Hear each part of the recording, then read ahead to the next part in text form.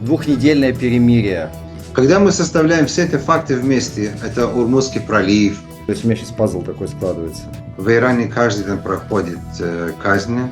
Трамп неоднократно заявлял в интервью, Эта информация была засекречена. передавал оружие иранскому народу. И он передал через... Если ты жив, ты уже победил. Все, для них вот это вот показатель. Да. Везде погибли люди. Почувствовали ли вы себя обмануты? Мы заставили американцев сесть за стол переговоров. Это всегда было и будет. Он стоит на левой стороне атомными бомбами, и чтобы мы вообще полностью исчезли.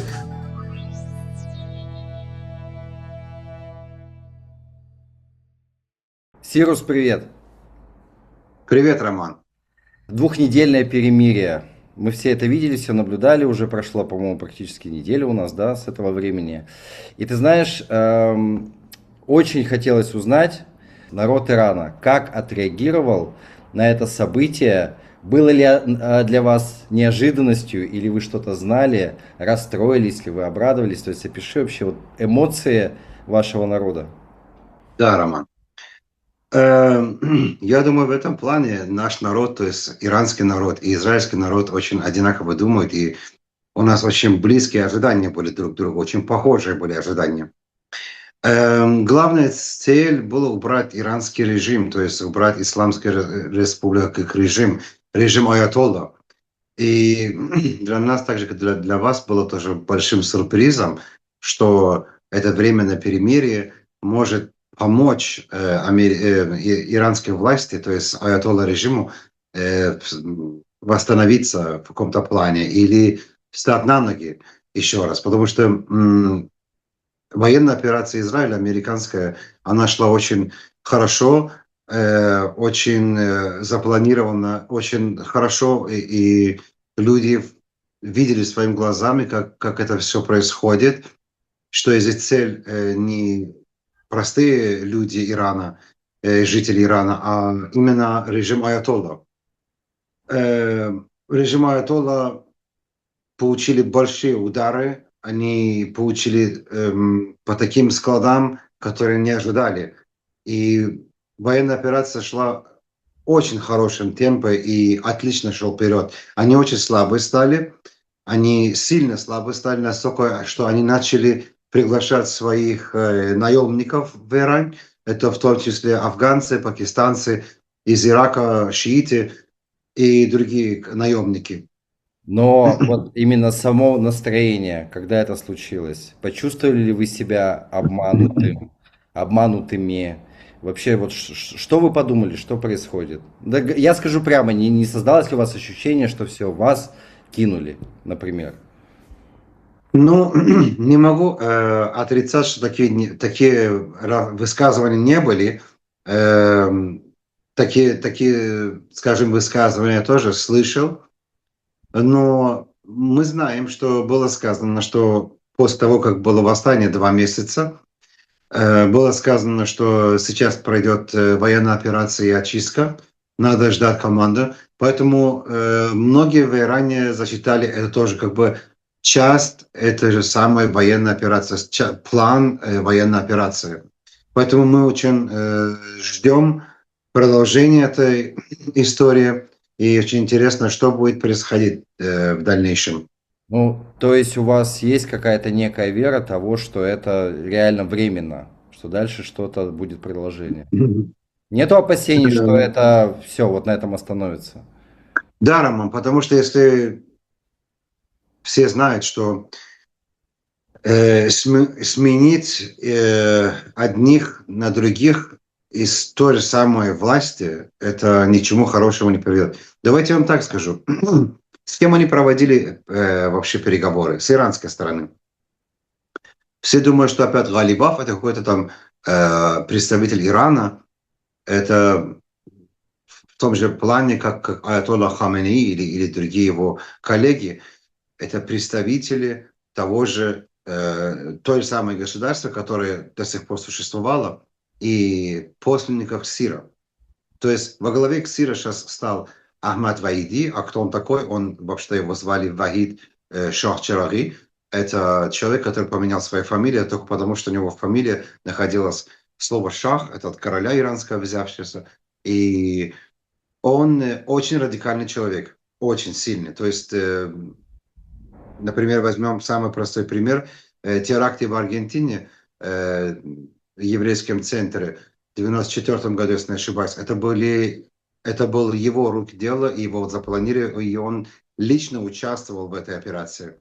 И многие другие. То есть он или Галибаф, или Гасем Сулеймани, который погиб, ну, то есть убили американцев в Ираке, это продукты той же самой государства, той же самой республики, это то же самое.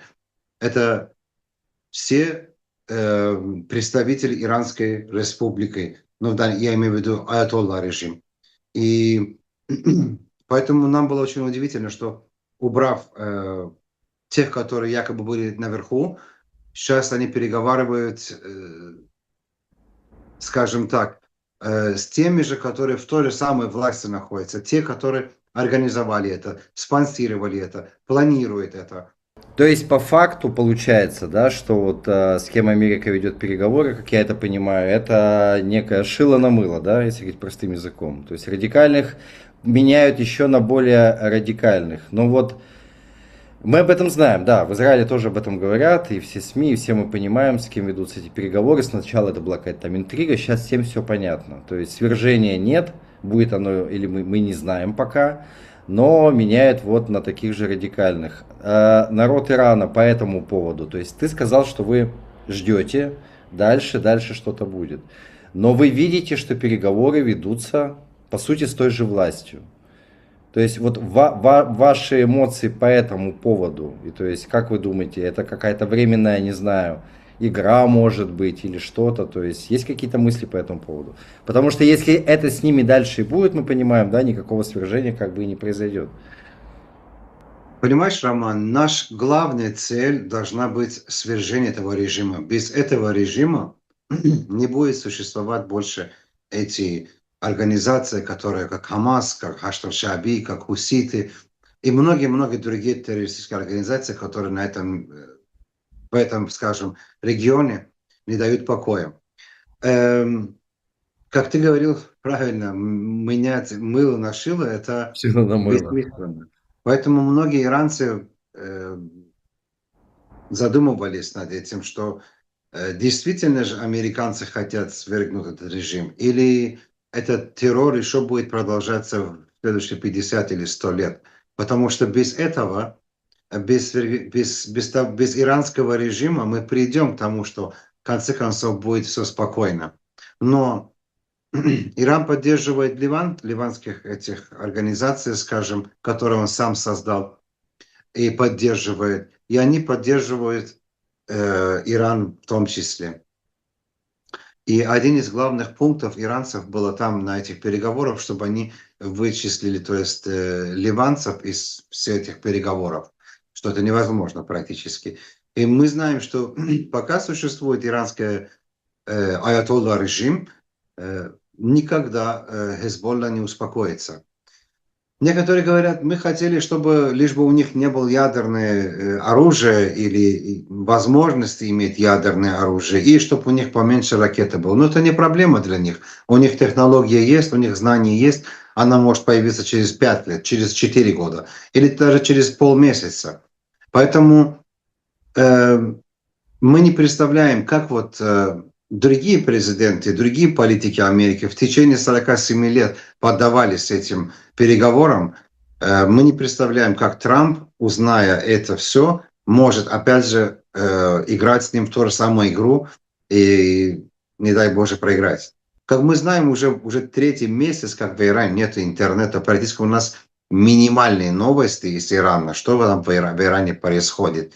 Периодически выходят какие-то новости через тех людей, кого Starlink есть, и поэтому мы узнаем, что сегодня опять там кого-то убили или там что-то произошло и так дальше, и так дальше. Когда мы составляем все эти факты вместе, это Урмузский пролив, это те подземные города, которые один за другим появляются, сливание все эти террористические организации, которые сейчас они находятся в Иране, переговоры эти, которые, по нашему мнению, ничего не приведут к хорошему. То есть, э, я скажу так, с точки стороны Израиля, ни к чему хорошего он не приведет. То, что у Ирана не будет обогащенного урана там в каком-то количестве, это не значит, что он успокоится и не будет существовать Хизболла на завтрашний день, и Ливан успокоится, и все остальные также. Поэтому, зная, что пока существует иранский режим, Шах Палави также поддерживает. Иранский народ тоже ждет, скажем, своего часа. Мы заявили, что мы готовы. Иранский народ заявил, что мы готовы. Мы уже как бы отдохнули, пересмотрели все дело, перегруппировались и ждем. Но иранский народ, он стоит как бы один, без оружия, без помощи, без средств связи, без ничего. И мы видим, что Ормузский пролив управляется американцами, они идут на переговоры, эти летают спокойно. Все ждали, что во время обратного полета талибов он будет в воздухе просто уничтожен. Они даже поменяли свой маршрут, когда возвращались назад. Они поехали, не полетели в Тегеран, а полетели в Мешхед, а оттуда уже разным путем добрались до столицы Ирана. Трамп неоднократно заявлял в интервью, что когда-то, и вот тут тоже будет понять, когда это он делал, он передавал оружие иранскому народу через кого-то, через какого-то посредника, но эти посредники это оружие забрали себе, и до вас это оружие не дошло. Было ли такое, когда это было? Через кого он передавал и кто его присвоил себе оружие, если у тебя есть информация на тему? Да, Роман. Роман, когда он призывал людей на улицу, и он говорил, что люди, выходите, я с вами, то есть мы с вами, мы вас поддерживаем, они очень быстро отправили свою помощь. Но в то время она была как бы, эта информация была засекречена, и люди все-таки ждали, они думали, что это будет как бы наземная операция или что-то в этом роде. Но так как я узнал, и те журналисты, которые, если не ошибаюсь, они были из CNN, и потом же сам Трамп в своем интервью сказал, что да, он передал оружие, средства связи, были также автомобили, причем не в маленьком количестве, это было в большом количестве, разные виды оружия, это взявшие из маленьких, мелкокалиберные, извиняюсь, до более серьезное оружие.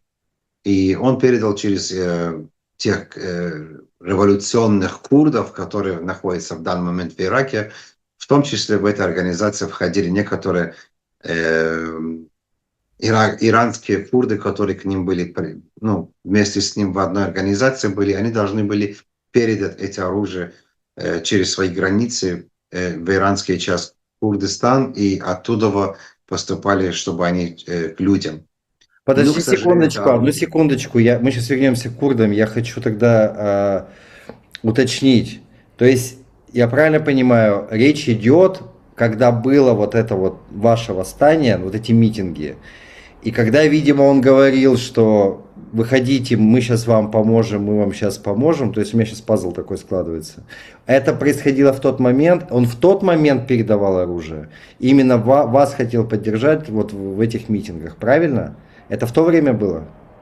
Да, потому что все понимают, что безоружные люди против вооруженной силы Ирана это практически невозможно. У нас Басич, полиция, моральная это полиция, как Басич, да, помощники их там, КСИР, их шпионы, их работники, их сотрудники и так дальше. То есть даже если их будет, скажем, 1 к 10 по сравнению с иранской властью, с иранским народом, то у них есть еще и оружие, и есть возможности доступа до оружия. А у иранского народа практически ничего. В Иране держать оружие запрещено. Это не как в Америке. Исключение, конечно, охотничье оружие, как везде. Но особо тяжелую технику или особую там какой-то там, как, например, в Европе или в Америке, иметь как хобби какой-то пистолет или там автомат, такой в Иране запрещено. Если помнишь, были разговоры, что курдская движение было готово там через западную часть. Да-да-да, Э, разговоры про вот. курдов были. Это в то время были в то время. Оказывается, те курды, которые получили это оружие, они, к сожалению, много из техники они продали, средства связи, Starlink, то, что он передавал. Я помню, что были разговоры, что мы предоставим иранцам доступ до интернета. Он это имел в виду, что он там послал эти Starlink приспособности. Ну вот он и И говорил, что выходите, продолжайте помощь в пути. Помощь сейчас да, придет. То есть это как раз имелось в виду не то, что сейчас самолеты прилетят, а что вам да. будет Мы тоже окей. были очень Окей. удивлены в этом плане, что, понимаете, когда говорит, выходите, мы вас поддержим, помощь в дороге, она уже вот-вот там, и тут практически ничего, не те самолеты летают, ни Мгм. наземные операции не происходит, поэтому иранские власти издевались над людьми как только хотели. А потом выяснилось, что часть этих же оружия поступила к сиров в руки, часть поступила иракским шиитам в руки, техника некоторая была продана на черном рынке, а некоторые даже из этих вот техники и оружия они оставили себе. То есть То есть, курды отдали оружие к Сиру или ну, не продали? то, что отдали, продали, скажем. А Хотя почему? у Тира достаточно много оружия. Сейчас многие спросят, да, почему у них же есть оружие? Да, у них есть оружие, но у них также есть свои люди там за границей Ирана, и поэтому они наверняка предложили хороших там А денег по этому плану. почему курды так поступили? Как ты считаешь? Видите, у нас есть разные курды.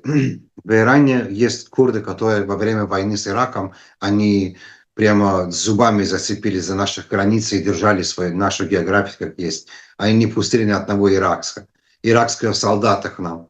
Есть у нас курды, конечно, которые присоединились к иракским курдам, захотели быть так называемым в своем новом государстве, которое они планировали себе создать. Э, в том плане, что они соединятся и так дальше. Есть некоторые люди, которые, ну, я не буду говорить, что точно там курды или не курды, может быть, даже все 100% курды, которые, например, сбежали с Ирана по любым причинам, например, там, э, преступность, не знаю, задолженность или так, и они подключились к этим группировкам. Начальная идеология у них была очень хорошая, красивая, это очень моральная, это, как бы сказать, это очень правильное, но с годами их прибавилось очень много, и они сами себе создали еще 4-5 главных партий, и еще очень мелких партий очень много. То есть они даже между собой не очень могут воссоединиться. Они решили, да, сесть за одним столом переговоров, выбрать одного, чтобы был один цель, но, к сожалению, так не получилось. И поэтому такая разногласие позволила некоторым из них вот так вот поступить.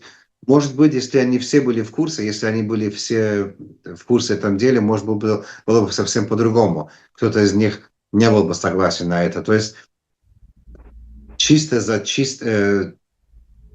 личное эго одного человека или там определенных людей погибло 45 тысяч невинных людей в Иране. Из любых наций и из разных городов. Там я не говорю, что там одни персы погибли или одна азербайджанская часть. Это везде погибли люди. И причем, как вы видели, возраст там абсолютно не играл роль. У нас есть от новорожденного младенца до пенсионера в этих списках. А курды, которым было передано оружие, это через иракских курдов, да? Схема какая была? Иракским, потом они должны были передать вашим, Да. и, видимо, потом вам. А Да. тормознулось это все на курдах иракских? Иракских. В Ираке Тут все. еще очень, я должен напомнить вам, тут еще есть пара иранских курдов, которые в 94-95 году они вышли из Ирана, они сначала через Турцию, потом в Европе, они там под видом журналистов были, они сейчас живут в данный момент в Америке. И очень странно, что они живут в Америке, но у них идеология коммунистическая или, скажем, левая, а живут они по-любому в Америке. И работают на Voice of America, VOA, работают.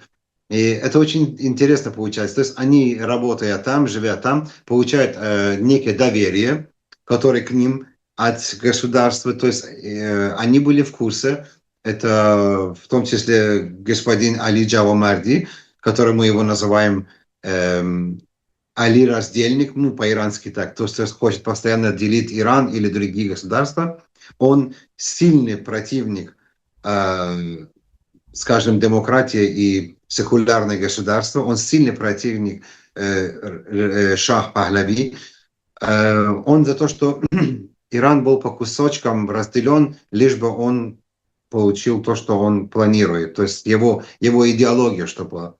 Он был, его семья была замешана в этом, и также его друзья, которые жили в иракском части, курдский часть в Иране, в Ираке, извиняюсь. От его редакции лично пару журналистов, подвидов журналистов уехали в Ирак, они находились там примерно 2-2,5 месяца, а в это время передавалось это оружие, и вся эта техника передавалась там. И он категорически запрещает на Voice of America говорить о восстании людей, как мы видели, что в Иране поднимали именно этот флаг, который сзади меня, с короной, и звали принца. Конечно, в Иране есть люди, которые поддерживают другие организации, я ничего не говорю. Но то, что мы видели большинство, он категорически отказывал показывать, высказываться по этой теме. И своим журналистам он отказывал и говорить об этом теме на телевидении. То есть он в это время доказал полностью, что он стоит на левой стороне, и он стоит не на правильной стороне. И вот, к сожалению, вот такие люди создают такие проблемы, что потом происходит такая вот катастрофа. Давай поговорим про переговоры. Ты вот как думаешь, это такая, опять же, временная история, чтобы принудить к Иран к сделке, или это какая-то пауза перед тем, как, например, Америка все-таки нанесет какой-то серьезный удар, потому что скопление американских войск все больше и больше, да, на Ближнем Востоке, мы это знаем, мы это видим, ну, явно к чему-то готовится. Либо это показуха и такая психологическая война, что просто на что-то их подписать, и на этом, опять же, я все иду к тому, что будет ли что-то дальше, либо на этом вся история закончится. Ты как считаешь? Роман, существует две версии здесь. Одна версия говорит то, что Трамп сейчас пользуется любым инструментом, чтобы заставить иранскую власть сесть за стол переговоров. Понимаете, для иранцев сесть за стол переговоров, они по-любому у себя на родине заявят, что мы выиграли, мы заставили американцев сесть за стол переговоров. Это всегда было и будет.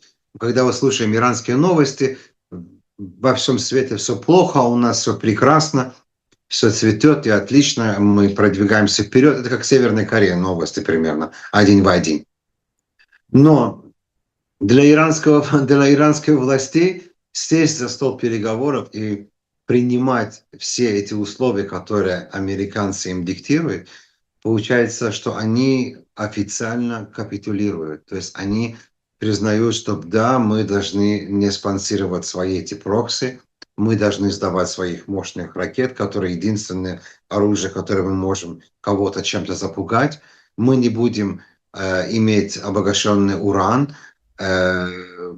И в этом плане они знают, что если на это пойдут, тогда они перед своим так называемым народом, который, кстати, уже много лет их не поддерживает и против них идет, официально будем в проигрышной стране. И поэтому начнется внутренняя такая, как бы, опять революция. Поэтому они заранее подготовились и привели своих наемников в Иран. Сейчас они свободно по Ирану ходят, все в маске, все вооруженные ходят. Это страшная картина.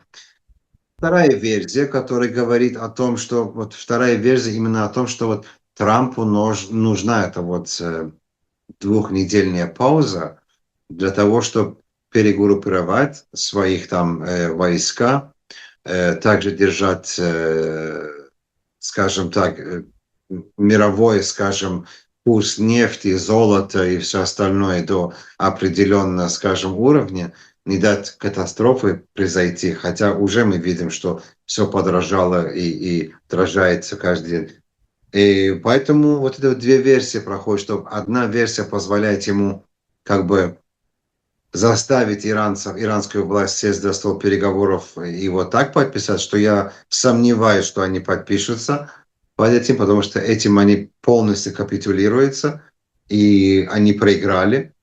А вторая версия, что он должен, мы знаем, что в течение 6 месяцев он может без согласия сенаторов, и сенаты вообще он может самостоятельно войну вести. И сейчас ему нужна двухнедельная пауза, чтобы во-первых, свои войска перекинуть и подготовить для мощнейший удар.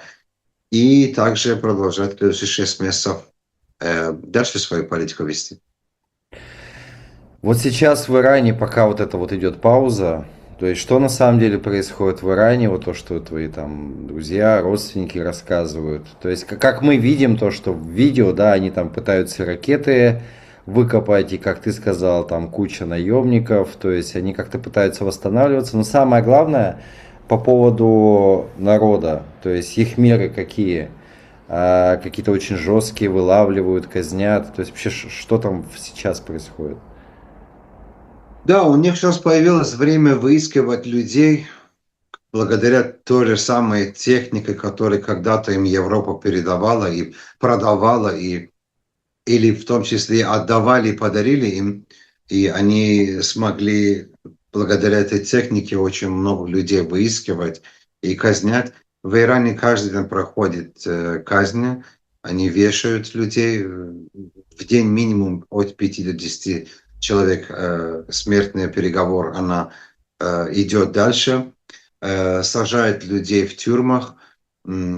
Очень многие наказали. Вообще очень есть очень многие люди, которые исчезли бесследно, а их судьбы ничего не известно. Это буквально после этих забастовок в Иране. Это еще перед военной операцией или даже во время военной операции, которые были задержаны. А от их судьбы вообще ничего не слышно и не видно. Вот. Что еще в Иране происходит? Так как идет военная операция, у Ирана нет связи, скажем, с миром по поводу бизнеса и обмен товара. Все очень, очень подорожало. Люди не работают, потому что даже нет интернета. У кого есть был онлайн-бизнес, он полностью пропал. Э, у нас еще такое, как бы раньше была внутренний такой интернет, скажем, который действовал, по-любому он работал для, скажем, внутри Ирана. Даже он прекратил свою работу, поэтому иранский народ с каждым днем наблюдает, как все дорожает, товары все подорожали, лекарства практически в Иране нет. То есть от этой войны единственный, кто больше всего страдает, это иранский народ. То есть они и не хотят аятолла режим. Я вот часто слышу, если военная операция закончится и аятолла останутся, то лучше всего бомбардировать нас атомными бомбами, и чтобы мы вообще полностью исчезли. Потому что мы не сможем терпеть, чтобы военная операция закончится, а аятолла режим останется на своих местах, и они потом будут нас э, казнить и еще жестче под контролем держать, если мы вообще в живых останемся после этого все. То есть они на все согласны, чтобы они ушли. И они на этом очень надеются. Вот. Ситуация в Иране в плане бизнес и вообще экономики очень страшная. Евро и доллар на самое верхнее рекордное место. Народ практически никто не сбежал с Ирана. То, что ожидали наши турецкие соседи или азербайджанские или другие, никто из народа просто никуда не убежал. Они ждут, когда их час настанет и смогут освободить свою страну. Пока идут военные операции, они дома ждут. Но ситуация, в общем, очень плохая. Иранская власть, она, в принципе, старается укрепиться, да, вооружиться, держать всех в Да. страхе. То есть она пользуется Роман, этой паузой. а вы слышали, что они сейчас закупаются новое полностью оружие у Китая? совсем новое ПВО, э, также самолеты, которые они заказывали, они сейчас будут получать. Потом наши верхние соседи, то есть Россия им помогает сейчас, опять же, в этом плане. Они хотят очень быстро восстановиться. Кстати, они эту политику делали очень много лет с каждым американским президентом. И у них как-то очень успешно получалось с европейцами и с американцами. Постоянно та же самая игра. Долгие переговоры, и потом, пока не сменится президент, и пока там не сменится политики, и придет другая власть, и пока они там опять как бы станут на силу, и каждый раз Иран это, все это продвигал, у него получалось. Ну, с Трампом, конечно, тяжелее.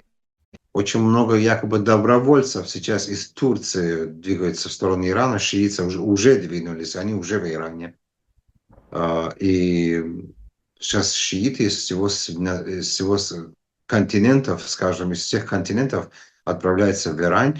И не только шииты, также сунниты, и те, которые эту идеологию поддерживают, и все антисемиты поддерживают. Я даже часто слышу тут по Европе, что говорят, дай Боже, мы уберем с помощью Ирана.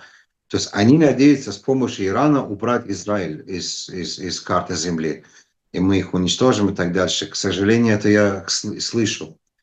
То есть они сейчас в глазах у других мусульман как такие как-то, скажем, мини-герои, которые могут воевать против такой огромной страны, как Америка, которые все его боятся, и они воюют с Израилем. Вот какое-то вот такое мнение у этих вот ребят, которые поддерживают режим Аятолла.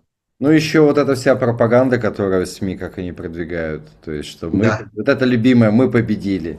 Не их да, да. заставили сесть за стол переговоров, а мы заставили, не им не ставят условия, они ставят условия, это, конечно, наблюдать за этим. То есть, страна в руинах практически, ничего. Я уже понял, знаешь, что это вот ближневосточная история, насмотревшись на все это за время нашей войны, Хамас, не Хамас, Хезболла, то есть он будет идти по руинам, без ног, один, но он будет орать, что он победил. То есть Да. смысл такой Ближнего Востока. Ты победил, если ты жив, ты уже победил. Все, для них вот это вот показатель. Я Да, жив. да, да. Что делает Америка в данный момент?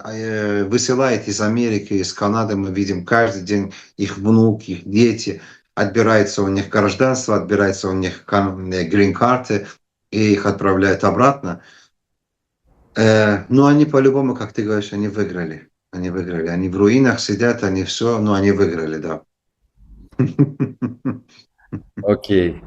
Ну, ты знаешь, что у нас идет война на севере, это с Хезболлой, с Ливана. И сегодня, по-моему, или вчера были переговоры. И мы сейчас отдаляем, да, границу, буферную зону, подальше-подальше, находим склады. Но на самом деле оружие, насколько я понимаю, отслеживаю, оружие откуда-то все время поставляется. Вот находили какие-то туннели. Было такое, да? Вот про это ты Да. что-то знаешь? То есть как вообще поставка оружия, как Хазбалла снабжается тем самым оружием? То есть и может ли она это делать в обход ливанской власти? Обнаружили туннель, конечно, да, со стороны Сирии в сторону северной части Ливана в длину 30 километров нашли. Ну, сейчас только один такой туннель нашли. Представь себе, Роман, это ж 30 километров, это не 30 метров, чтобы выкопать его за 2 дня, за 3 дня, не знаю, за неделю. Это, это целый автобан, это фривей, Я не который представляю 30 подземных километров. городов, Это огромное который расстояние. Это да, большое расстояние, которое можно в нем как склад его пользовать, через как проход. Я сомневаюсь, что он проходом был, то есть он был складом. Такие туннели вы находили на юге Ливана, то есть ближе к вашей границе очень много находили. да. Уничтожили, бомбардировали и так дальше. Что в нем было? Оружие, деньги, люди. Что только в нем не было. Такая же система на север Ливана. Сейчас иранская власть, например, массивно и очень много покупает всякие разные объекты на север Ливана. Участки земли, дома, квартиры, заброшенные заводы, все покупают, потому что они хотят эту войну из юга Ливана придвинуть на север Ливана. И в этом плане замешать ливанскую власть, которая эм, помешала им полностью эту войну, как бы по их мнению, выиграть, да? И в этом плане она будет замешана сама. И также они отомстили за то, что ливанская власть не дала иранскому аятолла режиму сделать то, что они планировали. То, что они выгнали их дипломатов и так дальше. Но это все не началось вчера.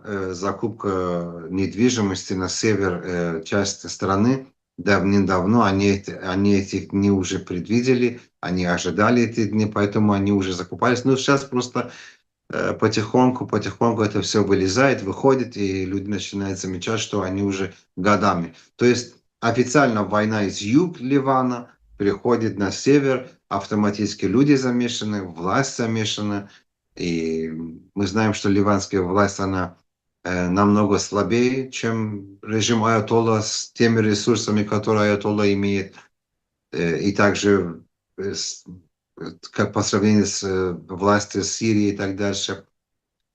И таким образом оборвать вашу связь с властью Ливаном, получается, что они замешали всю эту страну, и у вас будет одна военная операция там, а уже временно Ирана не хватит. А в этих туннелях много чего находится. Как вот на юге Ливана находили, вот так же и здесь. Поэтому пока мы не уберем иранскую власть, какая бы она форма ни была, там Галибаф или другой, или там, не знаю, как у них там все названия, имена и все эти звания, которые сами себе придумали, любой из них, она из той же самой группы, из той же самой глины, скажем по-русски так. Поэтому надо убрать иранский аятолла режим, и народ должен почувствовать свободу. И, во-первых, должны быть выборы. И я уверен, больше чем уверен, что все проголосуют за демократию, секулярную демократию. И как принц Пахлеви сказал, в первую очередь признание Израиля как страну, а не то, что аятолла, сионистский оккупационный режим, как они называют вас. Вот. И просто жить красиво, совместно работать с другими странами, как все цивилизованные страны, без этого фанатизма, без радикализма и так далее. То, что иранский народ уже 40 чем-то лет пытается донести до света, но, к сожалению, никто не слышал, не хотел слышать и не хотел это все видеть. У тебя сзади 3 флага. Мне хочется сказать, вместе мы все обязательно победим. Поэтому будем следить за новостями. Мы с тобой на связи. Если у тебя будут какие-то интересные новости или будут вопросы у подписчиков, у меня какие-то, то по мере возможности сразу будем с тобой записывать это интервью и делиться новостями. Да, как ты заметил, 3 флага. Надеюсь, что этот союз останется навсегда, и мы выиграем, мы на правильной стороне. А всех подписчиков попросил бы, да, напишите свое мнение, комментарии, любой вопрос. Мы с Романом обязательно прочитаем, ответим и наверняка попробуем еще сделать на эти темы дальнейшее интервью на те вопросы, которые вы напишете. Счастливо, спасибо, пока. Спасибо тебе, Роман, пока.